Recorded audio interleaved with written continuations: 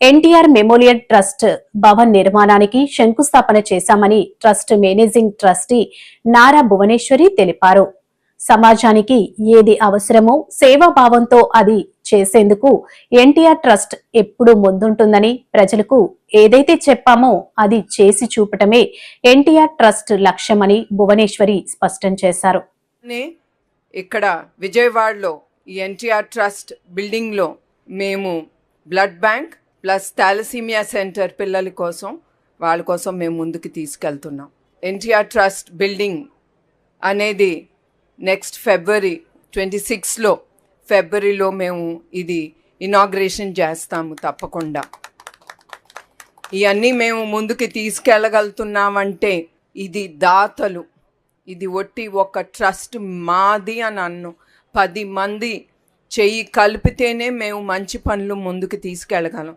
ఒక ట్రస్ట్ వల్లనే కాదు, మాతో పాటు చాలామంది దాతలు ఏమీ అడగకుండా మా మీద నమ్మకంతో వాళ్ళు ముందుకొచ్చి మాతో చెయ్యి కలిపి మేమున్నాము అనే హామీతో వాళ్ళిచ్చే డొనేషన్స్తో మేము ఇన్ని కార్యక్రమాలు చేయగలుగుతున్నాం.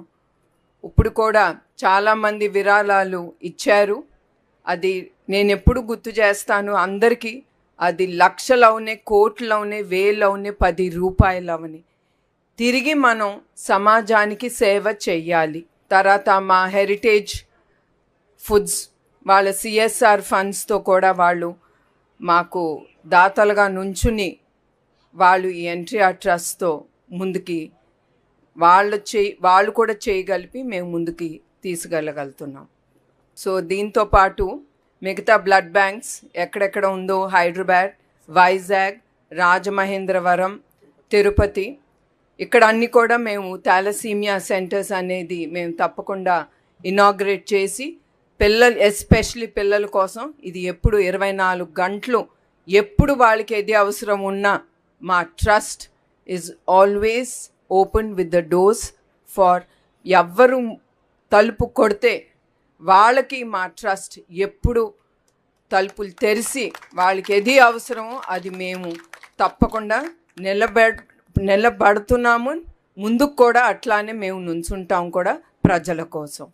అట్లానే మేము స్కిల్ డెవలప్మెంట్ సెంటర్స్ అనేది ముందుకి. మాజీ మంత్రి దగ్గుపాటి వెంకటేశ్వరరావు ప్రపంచతత్వం నాయకత్వంపై అధ్యయనం చేసి పుస్తకం రాశారని ఏపీ సీఎం చంద్రబాబు అన్నారు. విశాఖలోని దగ్గుపాటి రాసిన ప్రపంచ చరిత్ర పుస్తక ఆవిష్కరణ కార్యక్రమంలో చంద్రబాబు ముఖ్య అతిథిగా పాల్గొని మాట్లాడారు. డాక్టర్గా చేసిన తర్వాత ఆయన చేయాల్సింది ప్రాక్టీస్ చేయాల.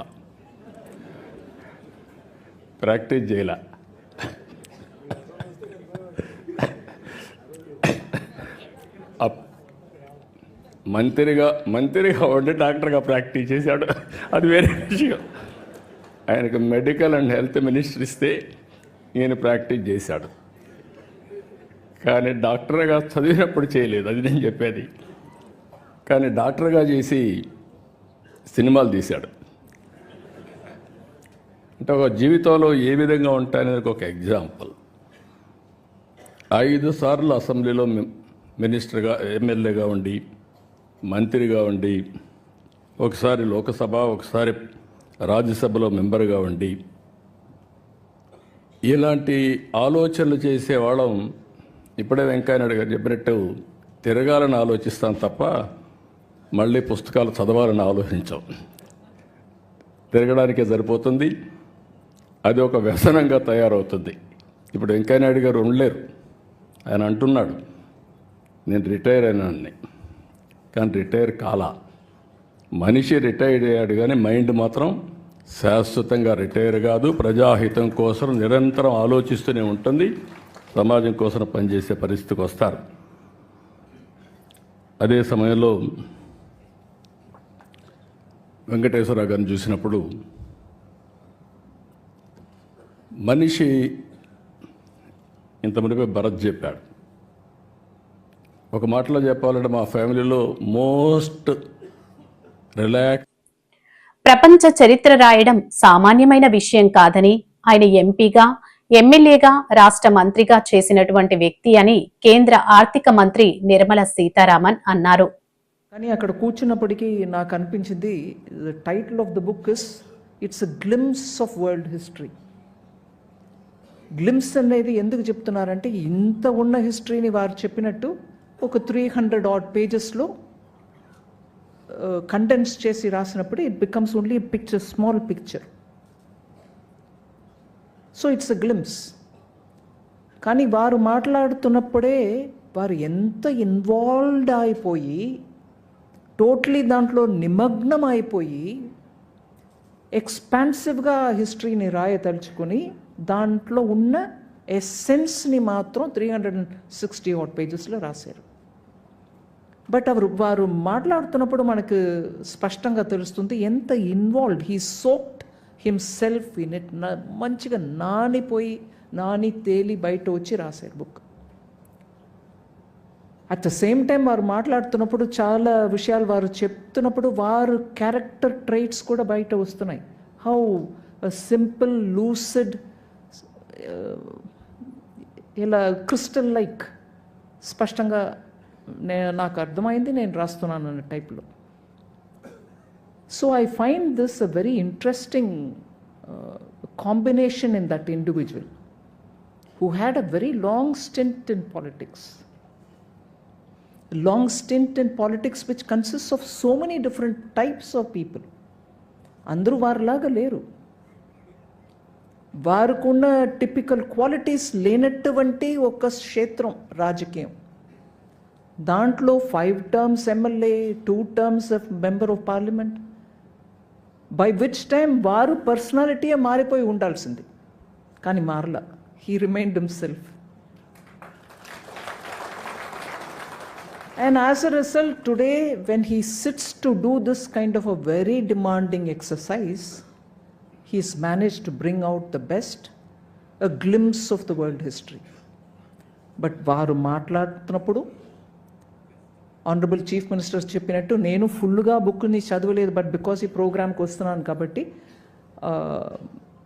digital version low, I rapidly went through some sections which interested me. Anduke a line that history is written by victors. మచ్చలేని నాయకుడిగా 35 సంవత్సరాలు రాజకీయాలు చేసిన ఆయన ఇప్పుడు రాజకీయాలకు రిటైర్డ్ అయిన ఇటువంటి పుస్తకం రాయడం చాలా ఆనందంగా ఉంది అని ఎంపీ పురంధేశ్వరి అన్నారు. ఈ విధంగా ఇప్పుడు ఈ కార్యక్రమానికి కేంద్ర బిందువు 35 సంవత్సరాల సుదీర్ఘమైనటువంటి రాజకీయ ప్రస్థానంలో ఎవరి చేత కూడా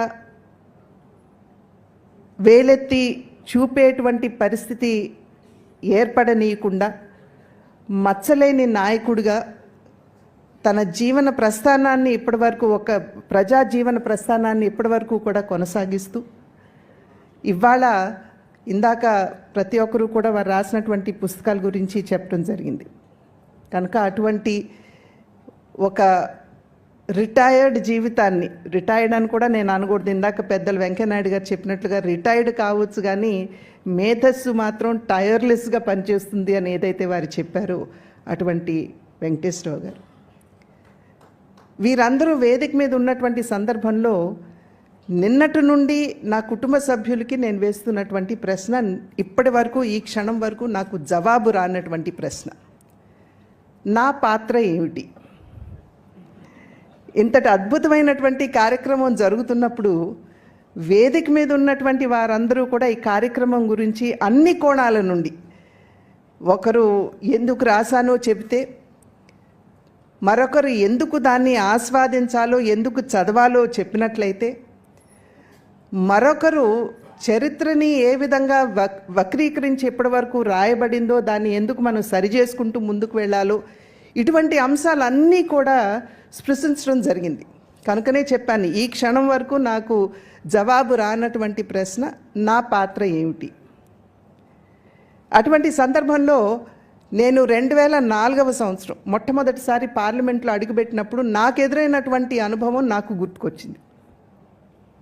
అంటే ఒకంత మరీ సీరియస్గా కాకుండా ఒకంత కొంచెం హాస్యంగా ముందుకు వెళ్దాం అనేటువంటి ఆలోచన. పార్లమెంట్లో అడుగుపెట్టినటువంటి సందర్భంలో నాకు అప్పుడు ప్రశ్నలు ఎలా లేవనెత్తాలో, ఇంటర్వెన్షన్స్ ఎలా చేయాలో తెలియనటువంటి పరిస్థితి. అప్పుడు శ్రీనివాస్ వికే పాటిల్ గారని మహారాష్ట్ర నుండి ఒక పార్లమెంట్ సభ్యులు నా పక్కన కూర్చుని ఉండేవారు. వారిని అడిగాను, భాయ్ సాబ్ ఎలా నేను ప్రశ్నలు లేవనెత్తాలి, నేను ఎలా ముందుకు వెళ్ళాలి పార్లమెంట్లో అని అడిగినప్పుడు, పురంధేశ్వరి చాలా సులభం, నీ పేరు పిలుస్తారు, నువ్వు ప్రశ్న అడగటానికి నాకు ఒక అవకాశం ఇవ్వండి అన్నప్పుడు నీ పేరు పిలుస్తారు, పిలిచినప్పుడు నువ్వు చెయ్యి.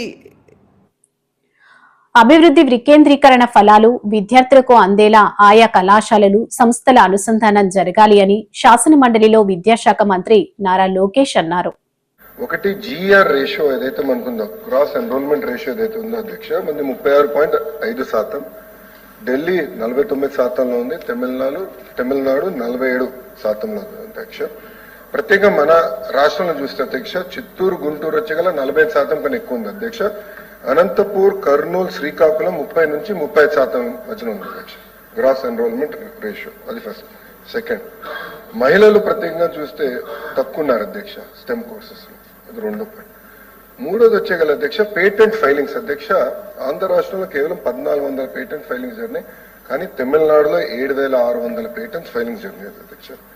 ఓవరాల్ ర్యాంకింగ్ కూడా మన విశ్వవిద్యాలయాలు కానీ చూస్తే, లేదంటే మన కాలేజీలు కూడా చూస్తే అధ్యక్ష, ఎన్ఐఆర్ఎఫ్ ర్యాంకింగ్ లో 9వ స్థానంలో ఈ రోజు ఆంధ్ర రాష్ట్రం ఉంది అధ్యక్ష. పిహెచ్డి స్టూడెంట్స్ వచ్చేగల ఆంధ్ర రాష్ట్రంలో 5600 మంది ఉంటే, తమిళనాడులో 29,000 మంది ఉన్నారు అధ్యక్ష. అంతేకాకుండా అధ్యక్ష, ప్రస్తుతానికి ఎలాంటి ట్రాకింగ్ మెకానిజం కూడా మన దగ్గర లేదు అధ్యక్ష. అంటే ఎంతమంది పిల్లలు ప్లేస్మెంట్స్ జరిగినాయి, వాళ్ళ జీతాలు ఏంటి, ఇవన్నీ కూడా ఆ వివరాలు మన దగ్గర ఈ రోజు లేవు అధ్యక్ష. సో అలాంటి పరిస్థితుల్లో గౌరవ ముఖ్యమంత్రి గారు 2014లో అమరావతిని రాజధానిగా ప్రకటించినప్పుడు అధ్యక్ష, ఒకే రాష్ట్రం ఒకే రాజధాని అభివృద్ధి వికేంద్రీకరణ నినాదంతో మొదలుపెట్టింది అధ్యక్ష.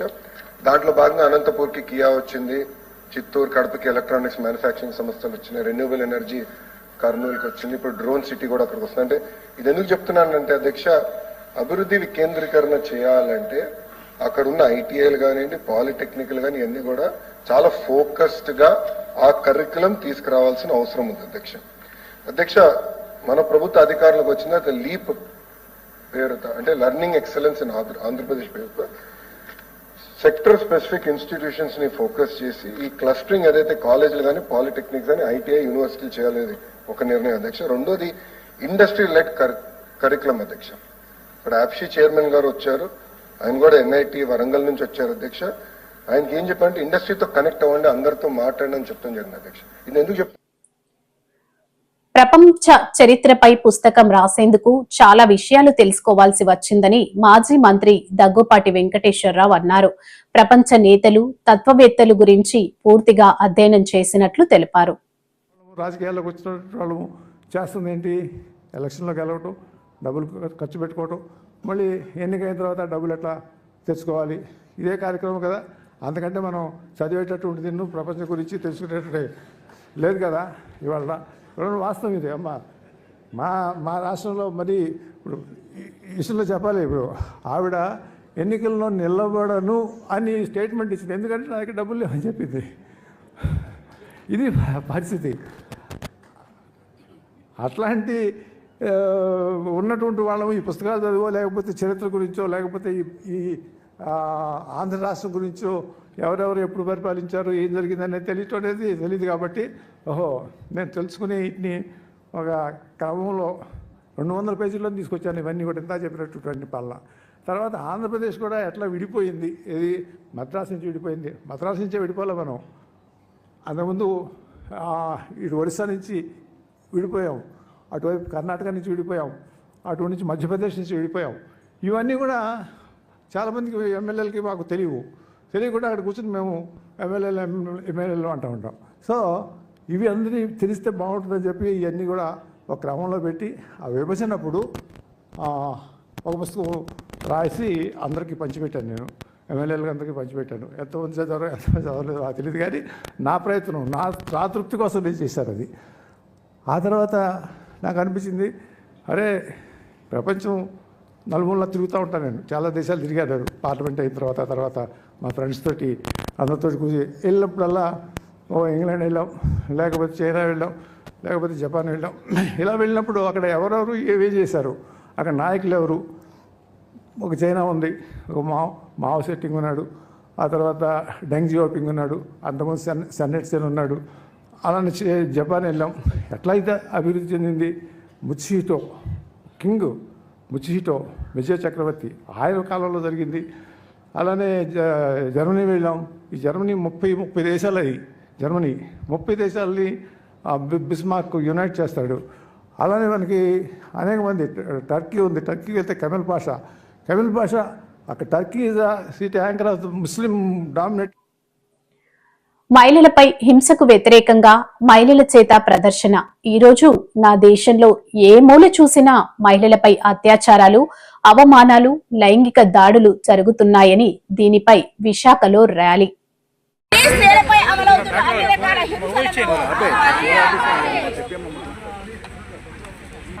స్త్రీలపై హింసకు వ్యతిరేకంగా ఈ మార్చి 8 అంతర్జాతీయ శ్రామిక మహిళా దినాన్ని జరపాలని చెప్పి మహిళా చరిత్ర పిలుపునిస్తుంది. ఎందుకంటే ఇటీవల కాలంలో దేశంలో చాలా విపరీతంగా అత్యాచారాలు పెరిగాయి.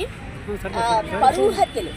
వాళ్ళ పేపర్లో ఏంటంటే గుంతకల్ అనే ఊరిలో ఒక తండ్రి తన కూతురు వేరే అతన్ని ప్రేమించిందని చెప్పి ఆ అమ్మాయిని అతన్ని మర్చిపోమని చెప్పి చాలా ఒత్తిడి పెట్టి, అయినప్పటికీ ఆ అమ్మాయి వినిపించుకోలేదని చెప్పి నీతో మాట్లాడాలని బయటకు తీసుకెళ్ళి ఒక తోటలోకి తీసుకెళ్ళి ఆ అమ్మాయిని అక్కడ చెట్టుకు వేసి చంపేసి, మళ్ళీ ఇంకా ఏంటి అతని కక్ష ఏంటి తీరలేదో తెలియదు, కొంత దూరం వెళ్ళి వెనక్కి వచ్చి బండిలో ఉన్న పెట్రోల్ అంతా అమ్మాయి మీద వేసి తగలబెట్టేసి వెళ్ళి పోలీస్ స్టేషన్లో వెళ్ళి పోలీసులు వచ్చేటప్పటికి కుక్కలన్నీ మొత్తం ఆ మిగిలిపోయిన డెడ్ బాడీని, ఎందుకంటే అది కాలింది కాబట్టి కుక్కలకు తినడానికి అనువుగా మారిపోయింది ఆ బాడీ. దాన్ని కుక్కలు మొత్తం చింపేసి పీక్కు తినేసి. ఈ సంఘటన ఇవాళ పేపర్లో రిపోర్ట్ అయ్యింది. ఇది పరువు హత్య. అలాగే మన చంద్రబాబు నాయుడు గారి నియోజకవర్గం కుప్పంలో ఒక అబ్బాయి ప్రేమించుకుని హైదరాబాద్ వెళ్ళి పెళ్లి చేసుకున్నారు 3వ తారీఖుని. తిరిగి ఊర్లోకి రాగానే అమ్మాయి తండ్రి ఇతర సభ్యులు అందరూ కూడా వాళ్ళిద్దరి మీద దాడి చేసి పంచాయతీ పెట్టారు. ఆ పంచాయతీలో పెద్దల మీద కూడా దాడి చేసి ఆ అమ్మాయిని కత్తితో పొడిచేశాడు. తండ్రి ప్రియుడిని పొడిచాడు, బ్యాంక్ పెద్దలను కూడా పొడిచాడు. ఇది పరువు హత్య. అంటే వాళ్ళు ఇంకా బతుకున్నారు.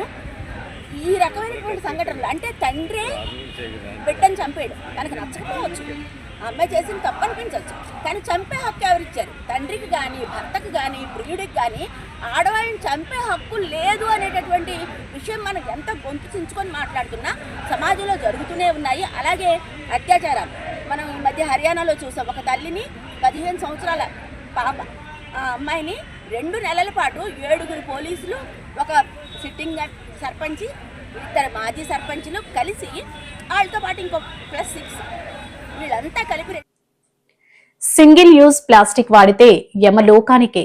పర్యావరణ పరిరక్షణ కోసం జేడీ ఫౌండేషన్ వినూత్న ప్రచారం. సింగిల్ యూజ్ ప్లాస్టిక్ వాడితే యమలోకానికే. పర్యావరణ రక్షణ కోసం జేడీ ఫౌండేషన్ వినూత్న ప్రచారం. సింగిల్ యూజ్ ప్లాస్టిక్ వల్ల కలిగే అనార్థాలను ప్రజలకు తెలియజేయడం కోసం జేడీ ఫౌండేషన్ వినూత్న ప్రచారానికి శ్రీకారం చుట్టింది.